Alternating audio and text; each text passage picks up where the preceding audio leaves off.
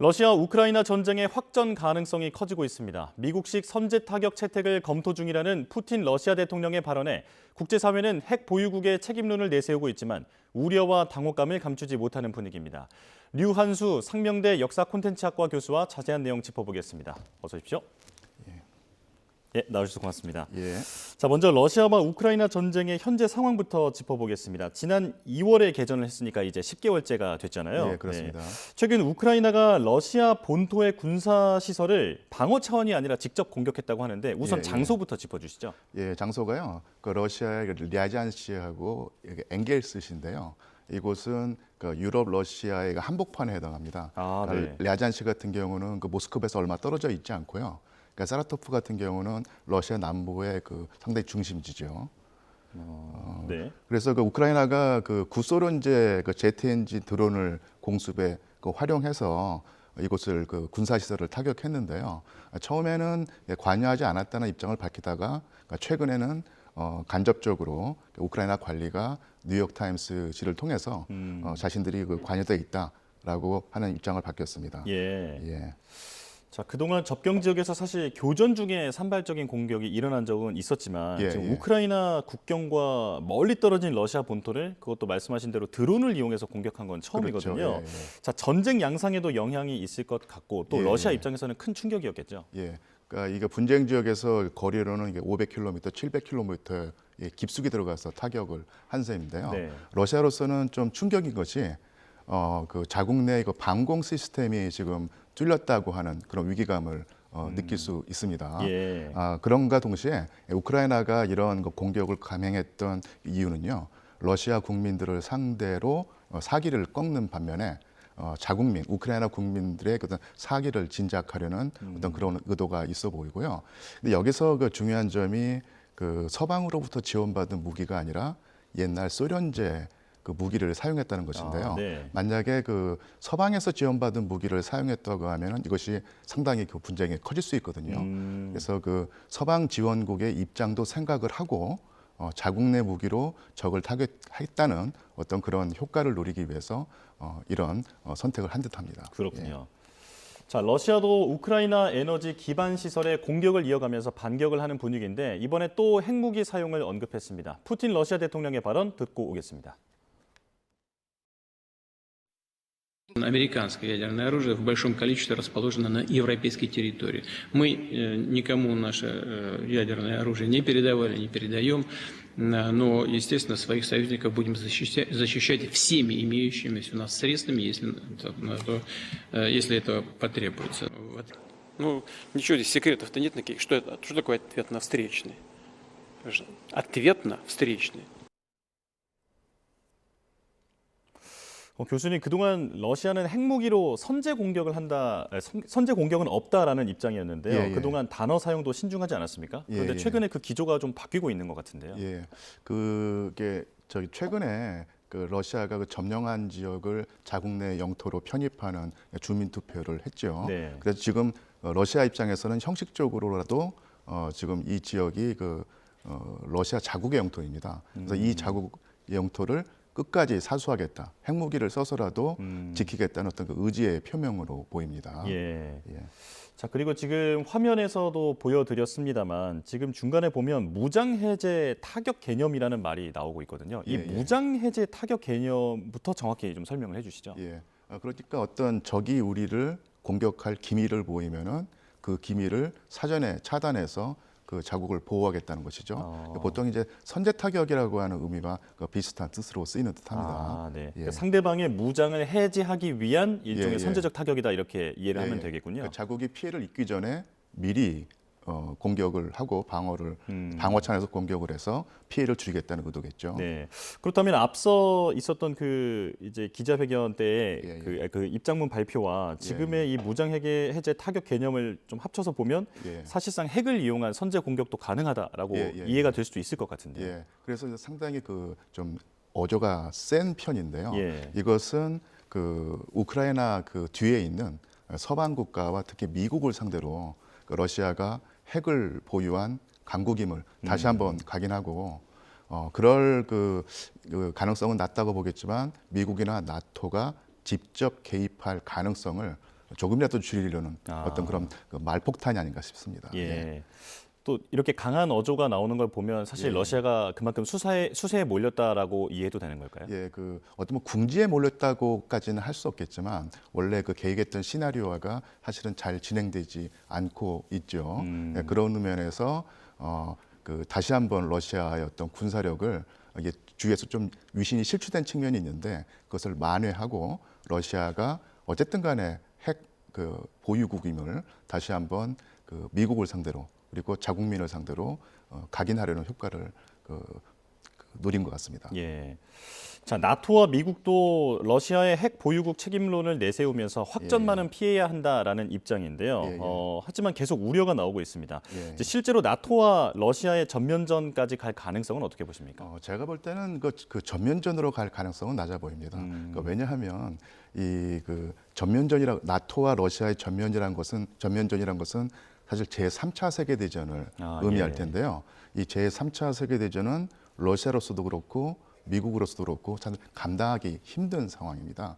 최근에 그 우크라이나에서 쏘았다고 추정되는 미사일이 그 폴란드 영토에 떨어져서 네. 폴란드 시민 2명이 목숨을 잃었는데요.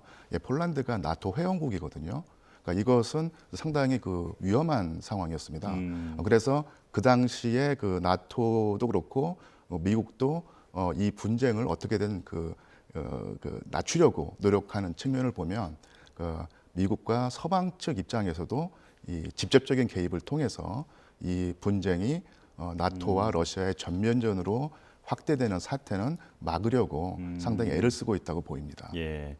이 폴란드의 그 미사일이 떨어졌던 그 사건 때 양측이 다 조심스러워했던 그렇죠. 그 예, 반응을 예. 보면 이제 예. 확전 가능성은 낮아 보인다. 예, 그 이렇게. 미국이 상당히 그 신속하게 이것은 그 러시아의 그 공격이 아니었다고 밝힌 점을 보면 서로 간에 상당히 좀 조심하고 있다는 느낌이 듭니다. 네, 알겠습니다. 자, 이런 가운데 젤렌스키 우크라이나 대통령은 최근 탈환한 주요 도시들을 방문해서 병사들을 격려하고 있는데요. 크림반도의 탈환까지 언급하고 있습니다. 화면으로 만나보시죠. Площу Свободи, Краматорський, площу Миру. І, звісно, шлях до Майдану Незалежності і нашої волі лежить через вільний Донецьк, Луганськ і, звісно ж, Крим. Всі дії ведуть. 네, 젤렌스키 대통령의 발언을 보면 도네츠크와 루안스크를 해방하고 크림반도까지 다다를 것이다 이렇게 얘기를 하고 있는데 지금 이 지역은 러시아가 차지하고 있는 지역이잖아요. 예, 맞습니다. 이 전쟁에서 지금 이 지역이 차지하고 있는 의미부터 설명을 예. 해주시죠. 당연히 이곳은 원래 그 우크라이나 영토였는데요. 특이하게도 여기서는 그 러시아계 우크라이나 시민들의 비율이 상당히 높은 곳이었습니다. 네. 그리고 2014년에 그 러시아가 크림반도를 병합한 이후로 이 지역에서 우크라이나 정부군과 러시아의 지원을 받은 우크라이나 그 분리 독립주의자들이 거의 내전에 가까운 상황까지 치달으면서 충돌했던 곳이거든요. 네. 그래서 그 러시아가 이곳을 지킨다고 하는 대의명분을 내걸고 러시아계 주민들의 안전을 보장한다는 그 대의명분을 내걸고 침공해서 점령을 했습니다. 그래서 그 러시아로서는 어쨌든 간에 이 지역을 자국 영토로 편입한 어떤 결정을 했기 때문에 자국 영토를 지킨다는 입장이었고요. 당연히 젤렌스키 대통령 입장에서는 당연히 그 주권 국가로서의 우크라이나 영토였었는데 부당하게 뺏겼다. 그래서 그걸 찾는 것이 상당히 중요하고요. 또 그런 의지를 보여야지 우크라이나 국민들의 사기를 지킬 수 있고 더 높일 수 있다고 보는 듯합니다. 예. 한마디로 전쟁 승패의 상징과도 같은 곳이다. 뭐 이렇게 얘기하면 그렇습니다. 되겠죠. 자, 젤렌스키 대통령의 이번 방문이 푸틴 러시아 대통령이 크림대교 복구 현장을 방문한 다음 날에 이루어졌다라고 하는데 그 크림대교가 지난 10월에 폭발이 있지 않았습니까? 예, 근데 이 맞습니다. 당시에 언론 보도를 보면 푸틴의 자존심이 무너졌다라는 표현이 많이 나왔었거든요. 자, 그만큼 러시아로서도 의미가 클 것 같은데 이 크림반도와 크림대교에 대해서도 설명해 주시죠. 예, 이 크림반도가 원래는 러시아 영토였었는데 1960년대에 그 소련의 권력자 후르시초프가 이 관할권을 그 우크라이나 넘기면서 우크라이나 영토가 됐거든요. 네. 그 뒤로 다시 그 크림반도를 점령한 러시아로서는 반드시 지켜야 되는 곳이 됐습니다. 더더군다나 이 크림대교가 2015년에 착공돼서 2018년에 완공이 됐고요. 공사비가 총 우리나라 돈으로 5조 원이었습니다. 예.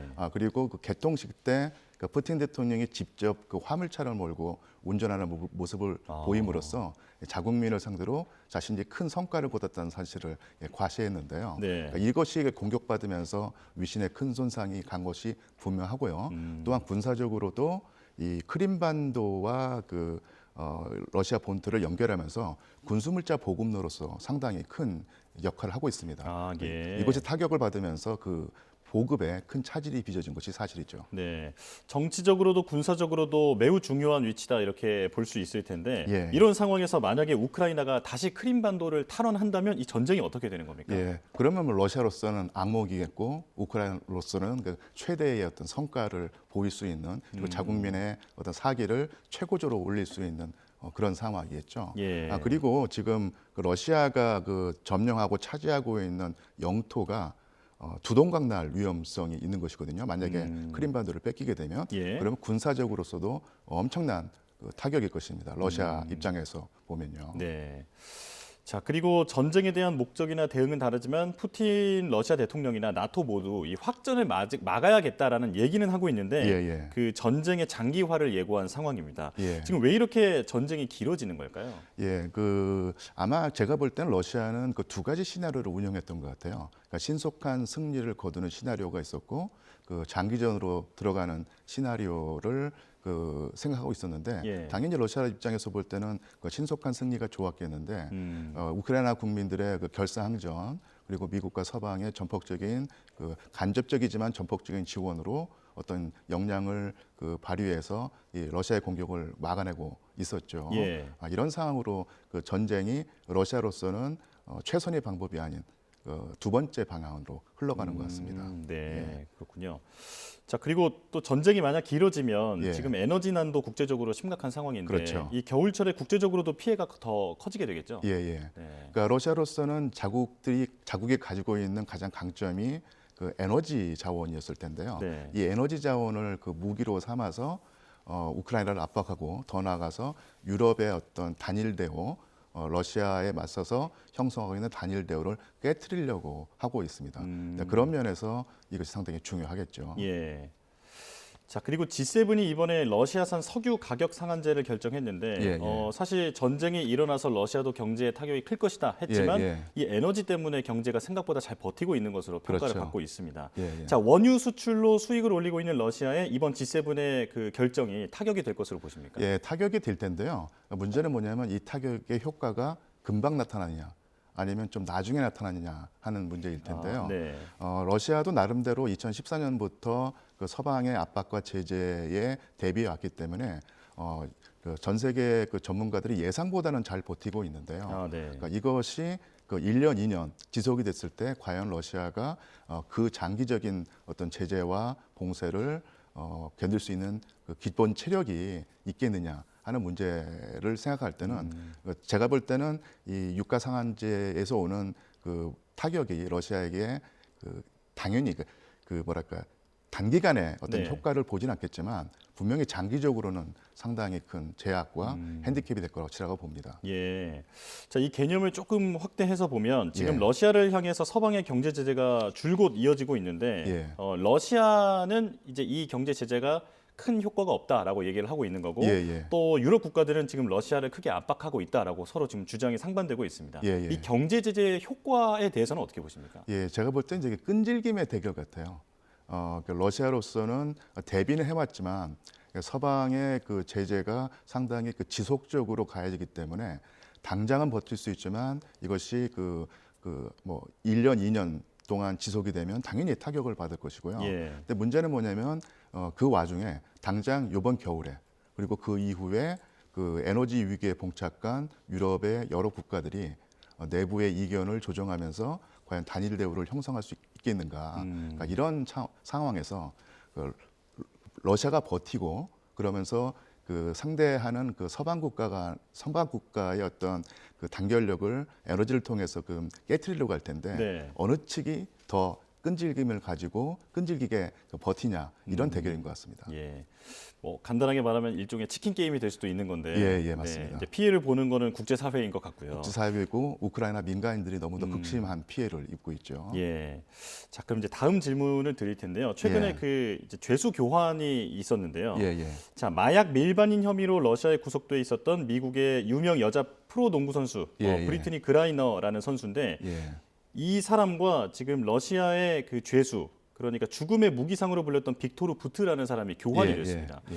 자, 그런데 지금 빅토르 부트라는 사람이 무기상이었다 보니까 예. 이제 미국 내에서는 이 교환 때문에 오히려 미국인들의 희생이 늘어날 수도 있는 거 아니냐라는 예. 우려가 나오고 있는데 이건 예. 어떻게 보십니까? 그 미국 보수파에서 그 어떤 그 교환의 급이 너무 차이가 난다. 네. 그 한 시민하고 무기 밀매상이라고 하는 강력한 어떤 그 거물을 맞바꾸는 것이 손해였다 이런 입장도 있고요. 네. 지금 말씀하신 대로 이렇게 되면 그 러시아가 계속 미국 시민을 노리지 않겠는가 이런 생각을 하는데 사실 러시아 입장에서 보면은 그 미국을 어떻게든 간에 끌어들이기보다는 그 좀 그 거리를 둬야 되기 때문에 러시아 정부가 미국 시민을 상대로 어떤 극한적인 전략을 취할 것 같지는 않지만 예전에 뭐 눈 감아 주면서 넘어갈 수 있는 잘못을 눈 감아 주지 않고 일단 그 신병을 확보한 다음에 그 교섭력, 네. 협상력을 높이는 전략으로 활용할 가능성은 충분히 있어 보입니다. 예. 자, 이제 마지막 질문을 드려야 되는데요. 지금 예. 우리 그 상황에 대해서 한번 질문을 드리겠습니다. 예. 지금 미국과 서방 세계가 똘똘 뭉치고 있고 예. 그리고 중국과 러시아가 이렇게 이제 뭉치고 있는 상황에서 그렇죠.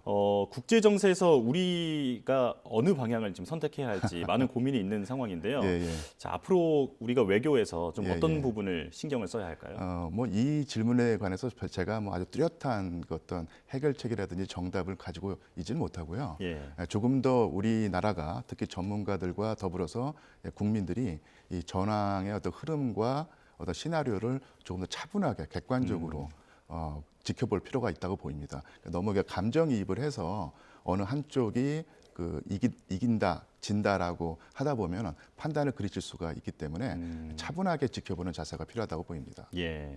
자, 모든 가능성을 열어두고 차분하게 예. 네, 이제 안정적으로 대처를 해야 한다 이렇게 말씀해 주셨습니다. 예. 자, 여기까지 듣겠습니다. 류한수 상명대 역사 콘텐츠학과 교수와 함께했습니다. 고맙습니다. 예.